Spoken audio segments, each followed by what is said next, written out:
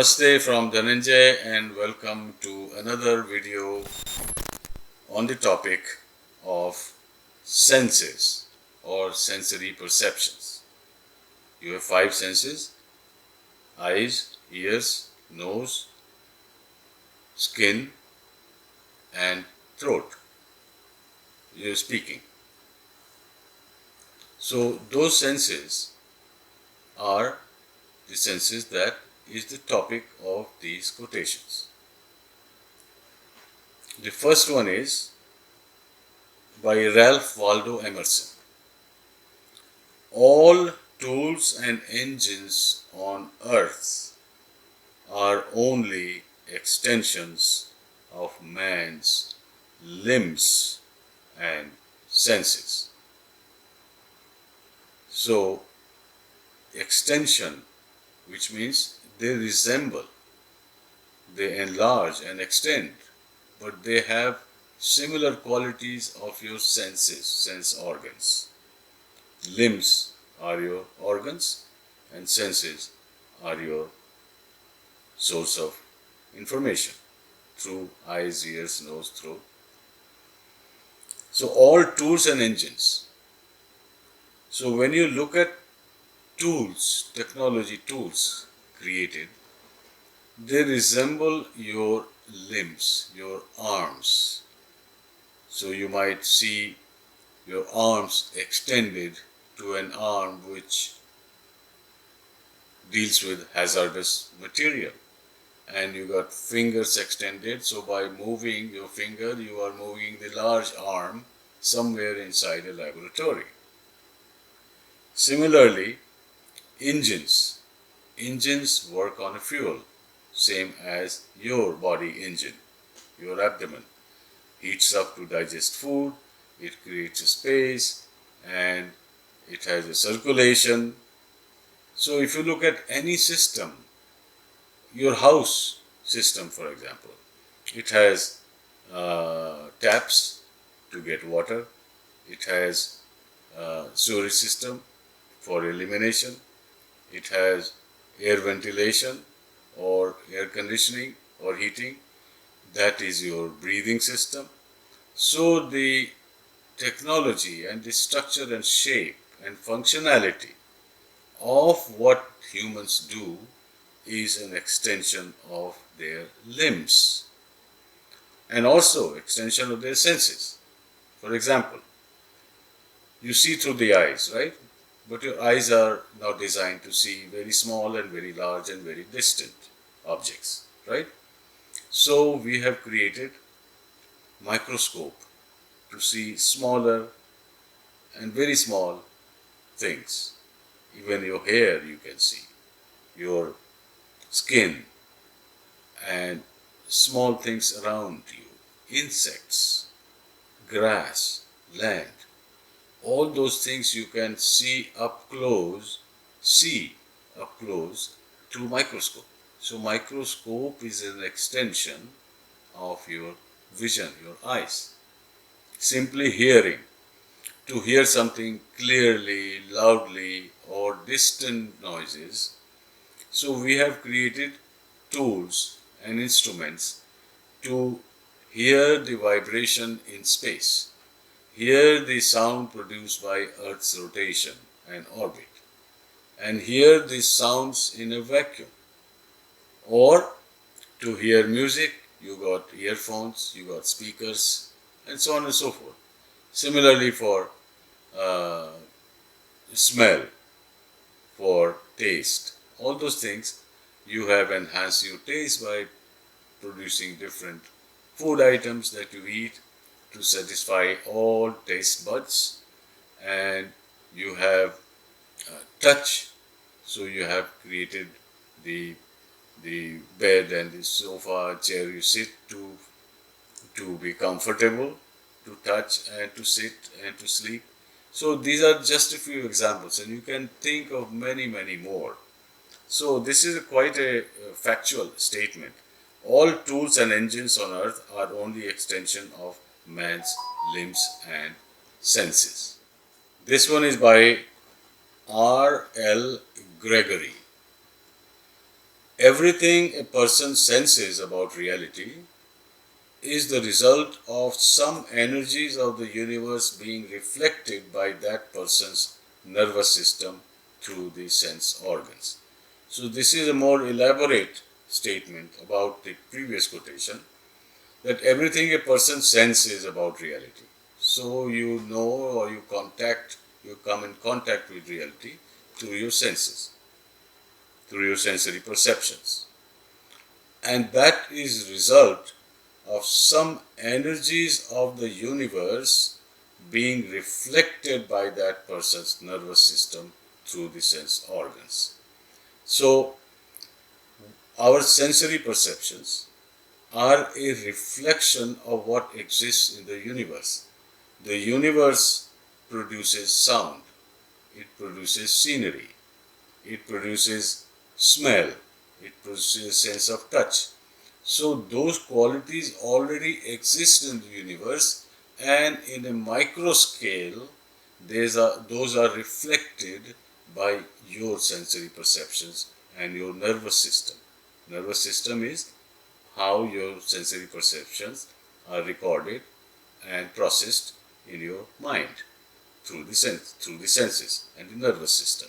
So this integrates the whole of the body with the whole of the universe, all the senses by the qualities that already exist in the universe. So we are the microcosm of macrocosm. Now this quotation by Roger Sperry takes us a little further and deeper. Prior to the advent of brain, which means before the human brain existed, there was no color and no sound in the universe, nor was there any flavor or aroma, and probably little sense and no feeling or emotion. Before brains, the universe was also free of pain and anxiety.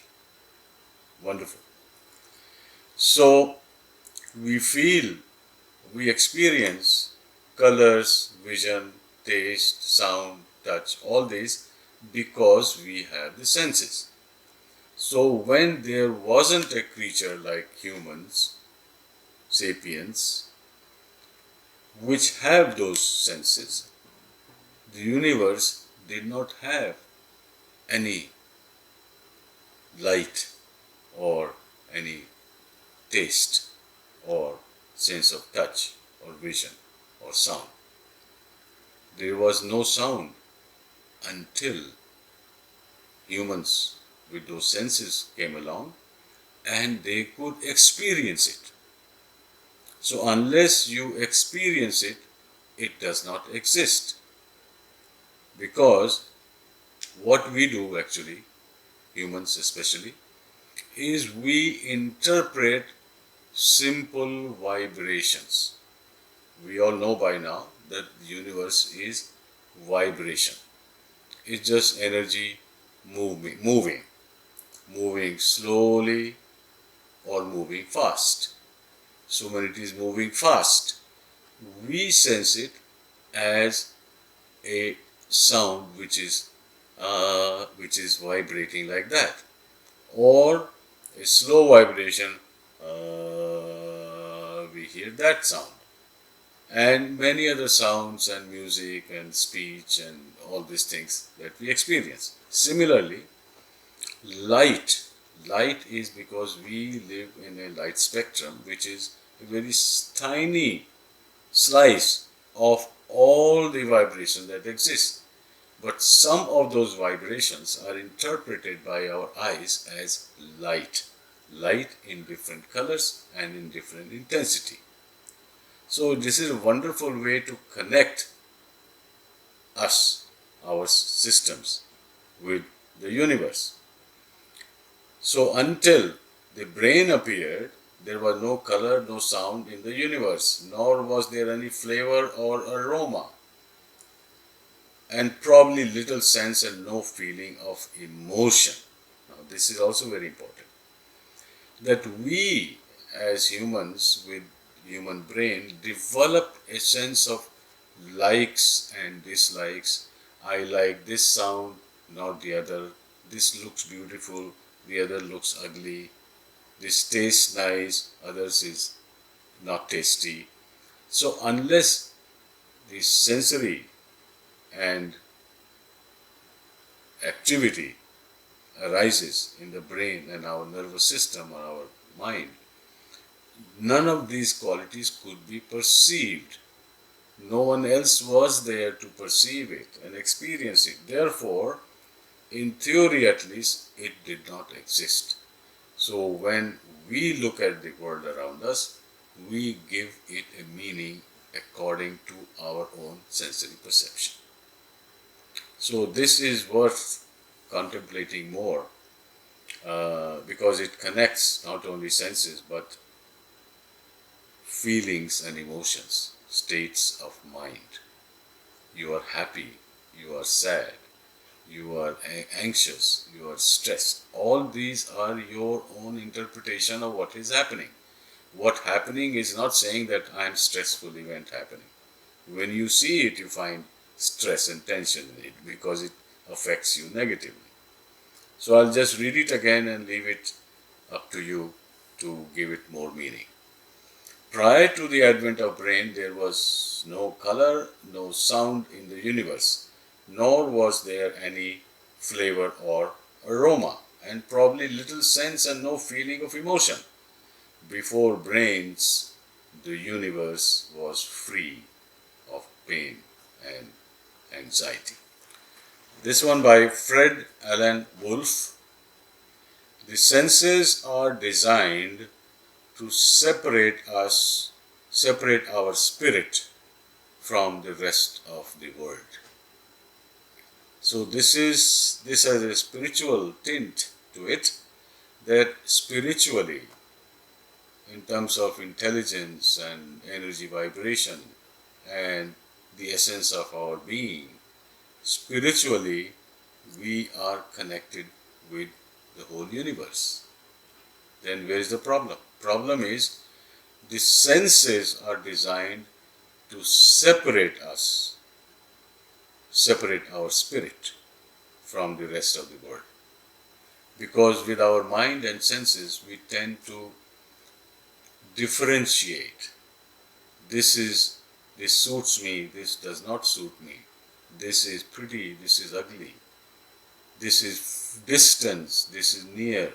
So all these expressions and mental experiences, they have this fundamental nature. They separate us, which means they create us as individuals to perceive the same world which we are spiritually connected with. So there is much more to think about it. The senses are designed to separate our spirits from the rest of the world. Deepak Chopra. The transcendental experience is more real than the world of senses. So what he is suggesting is that the sensory perception of the world is far from reality, because that is individualized experience. Only you experience that.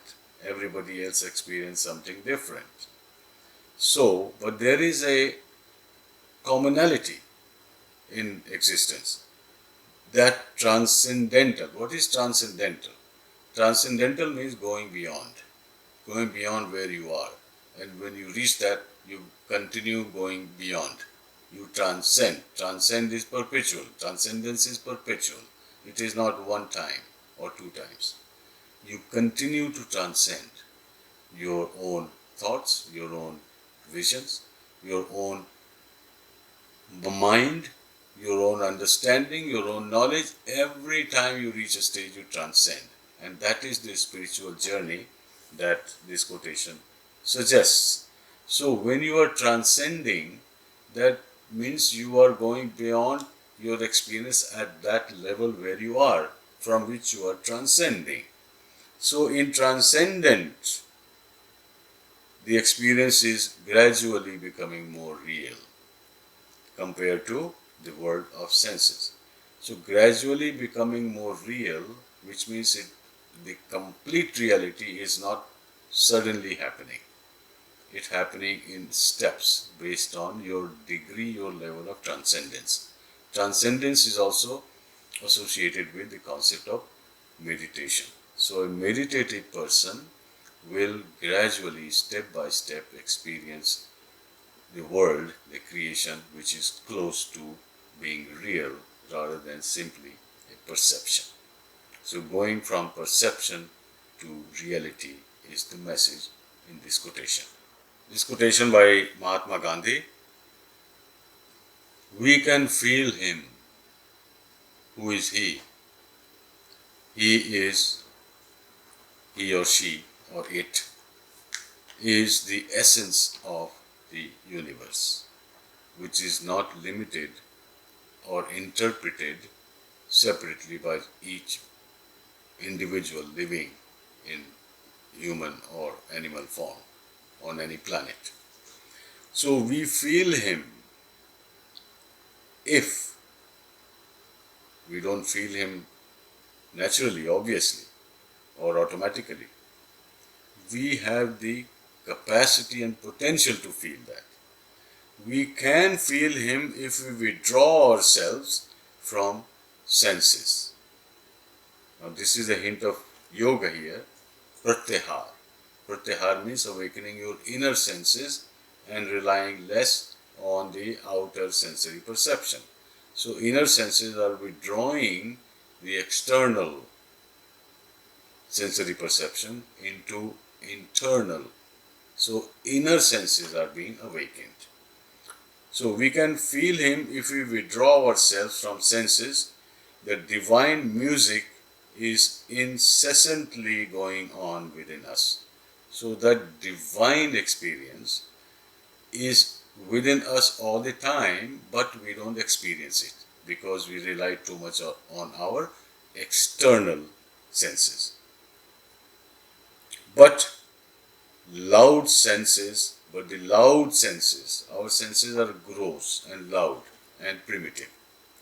So that drowns the delicate music that we don't hear through ears, but we can experience vibrating within us. So I'll read it one more time. We can feel him if we can withdraw ourselves from the senses. The divine music is going on within us, but the loud senses drown the delicate music. And the last quotation is by John Muir. When we try to pick out anything by itself,